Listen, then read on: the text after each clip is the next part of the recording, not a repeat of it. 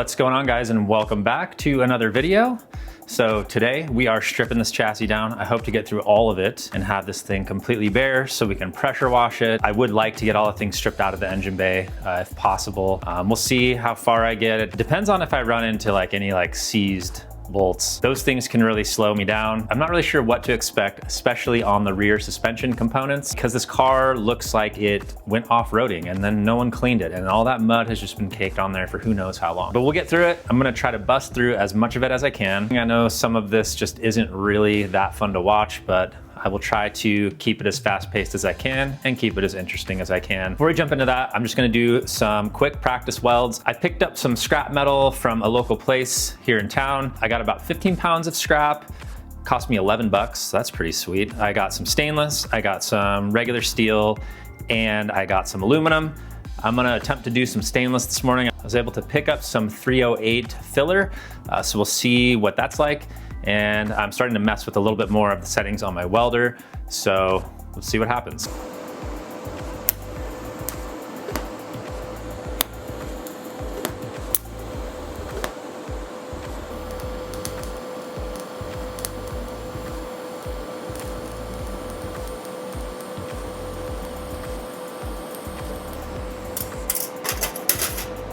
All right, guys, don't judge me. Here's the results of that little stainless steel session. I know they're ugly. Eventually they won't be though, and this is just what it takes to get good.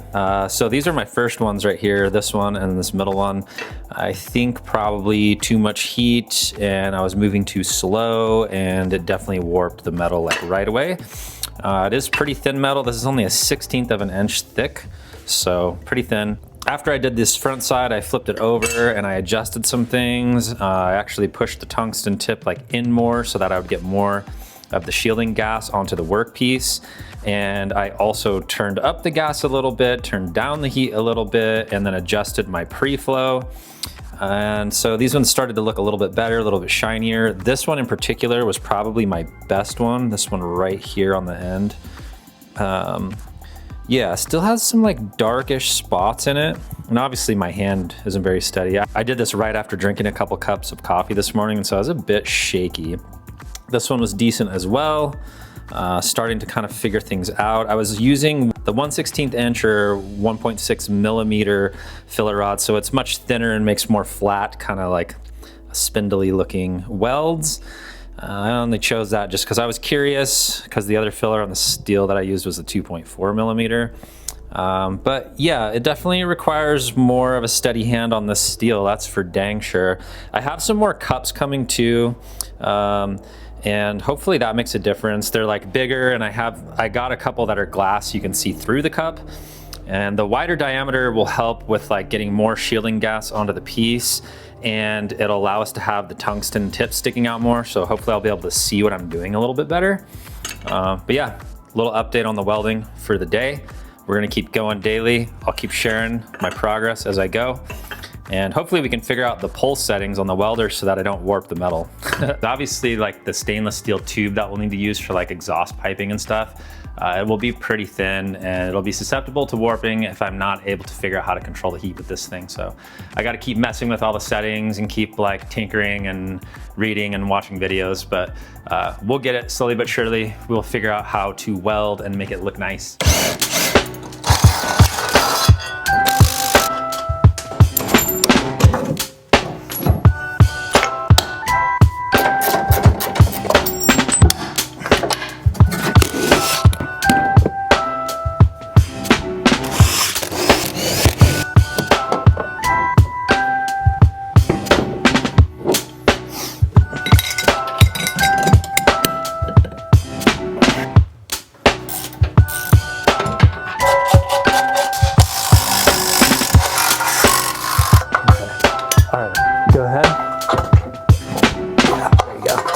Yeah, go ahead.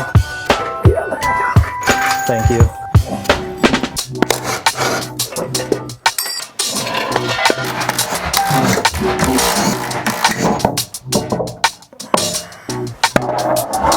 All right, guys, so the last thing I need to remove out of the rear under the chassis is the fuel tank. So we'll get the filler neck out. First thing, I just need to zip these little 8mm screws out.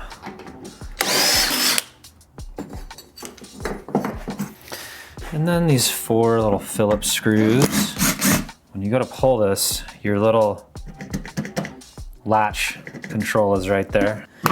You gotta get this vent tube unlatched underneath, and then it gives you more room for this piece. Then you can twist it out. So the most difficult part about getting this filler neck tube out is getting this hose disconnected from the end of the tube there.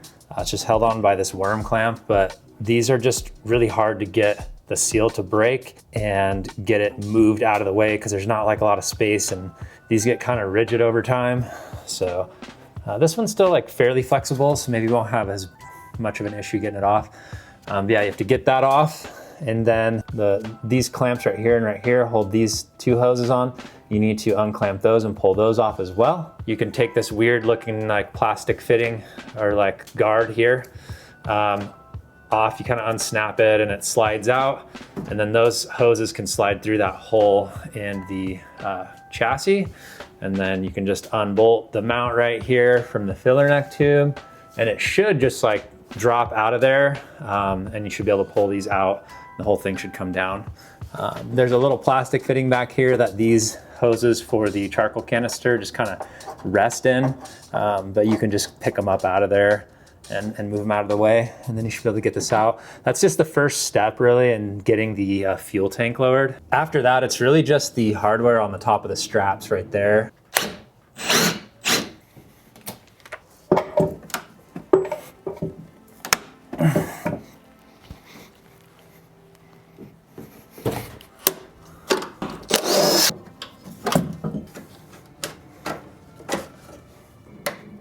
And I almost forgot to mention, you do need to disconnect all the fuel lines back here before you lower it. One of them has like a quick connect fitting. You can see it right here, I have it dripping into my canister.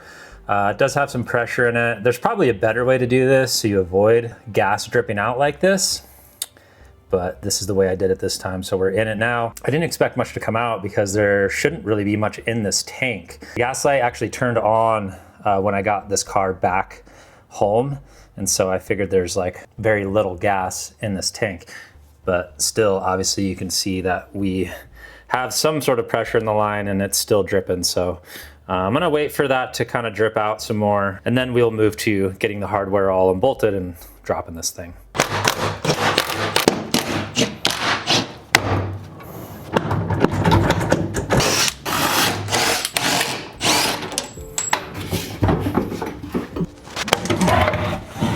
So one thing to remember that I actually forgot this time, this wiring harness is for the fuel pump. So it clips in right there where your fuel pump is. And then there's 2 other wires that go back this way. Those actually go to sensors on the like evap system near the charcoal canister. This harness is actually attached by this clip right here through one of these holes. The best thing to do, which I forgot to do, is to remove your back seat, and then there's a grommet that sits right there. You can see that where there's a hole now, there was a rubber grommet there.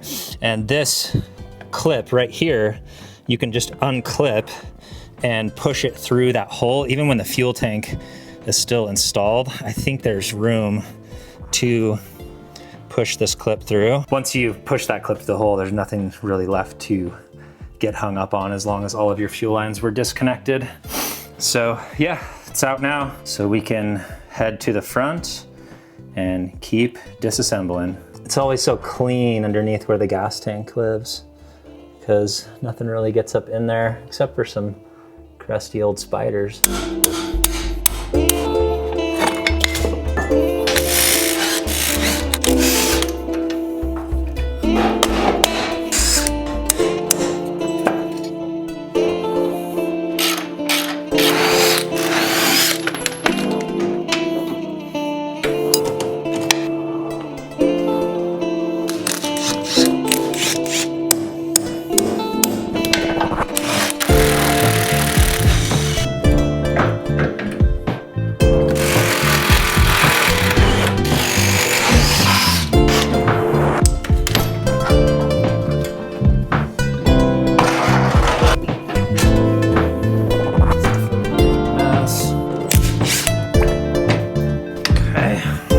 unfortunately, I couldn't keep filming everything that I have done so far in the engine bay. I needed to recharge the battery on the camera. While it was charging, I just kept going to town. Here's where I'm at so far. So a lot of this stuff I can't really remove right now until I get some things pulled out of the interior. It just makes it a lot easier.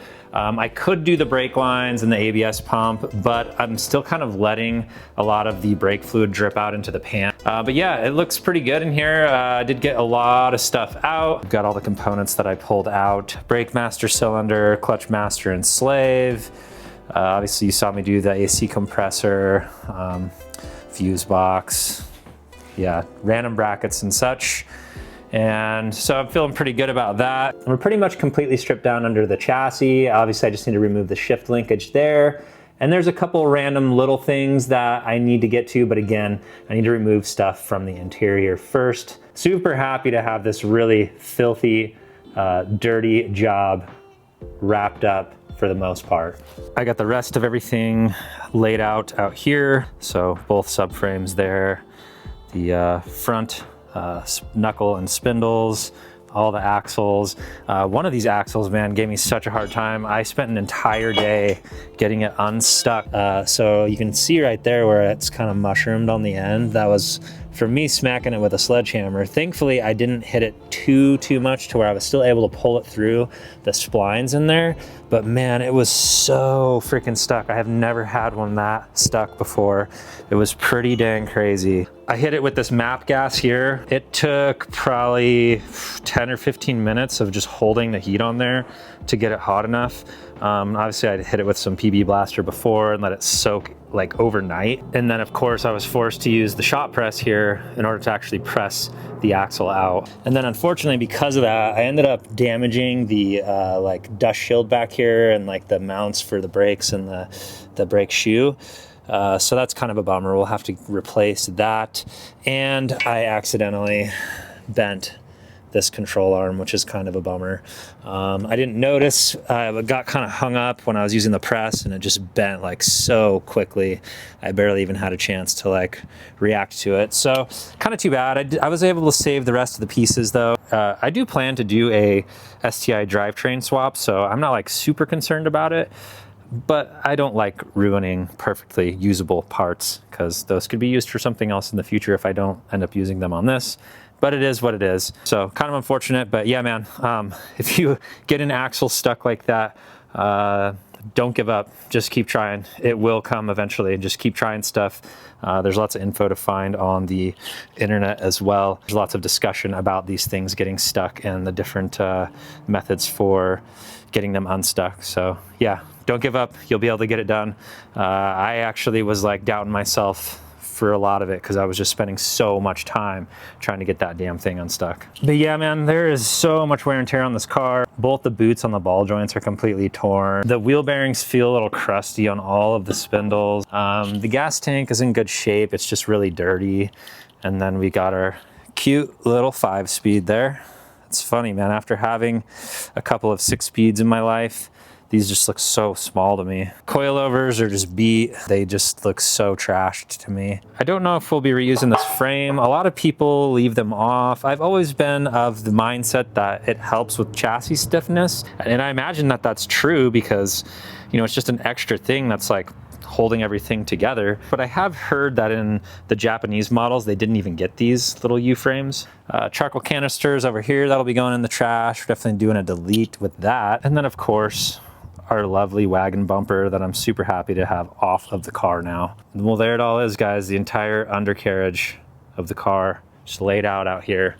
Now I gotta find a space to tuck all of this crap away. Very happy to be at this stage though and have most of that real dirty, grimy work done and behind me. In the next video, I'll definitely be cleaning this up. We'll get the rest of the engine bay stripped down first, and then we're gonna be pressure washing that entire undercarriage. and just getting it looking just so much better in preparation for some type of undercoating. I still haven't decided on exactly what I'm going to be using yet. Soon enough, we'll be ready to start like spraying something under there. I don't think we're that far out from being able to do that, as well as paint the engine bay. Now, of course, before I paint the engine bay, I do need to decide on what color I'm going to paint this car, because I do want it to all be the same color. I might use like a single stage or something like that in the engine bay, so maybe I'll use different paint, but I am going to use the same paint code so that they match. I just think that they look nicer when you paint match them to the rest of the car. But yeah, we got a lot of work to do to get this thing prepped. I mean, look at that. Look at all that little surface rust there. I may actually try to drill out the spot welds on this piece and remove it and like fix it all up and get everything all nice underneath in case there's like some hidden rust under there. That's like the worst part I've seen on the entire car. I did kind of do a quick little inspection underneath after I got everything pulled, but we're gonna have to look a little closer once we get it all pressure washed. But that's all I got time for on this one, you guys. Thank you so much for watching. I really appreciate your support. Please hit that like button and think about subscribing to the channel if you like these videos and you want to see more. It really does help me grow this thing and support all the work that I'm doing here. And with that said, I will see you guys in the next one. Peace, everybody. Wow, this car's got me looking like I've been working in the coal mines.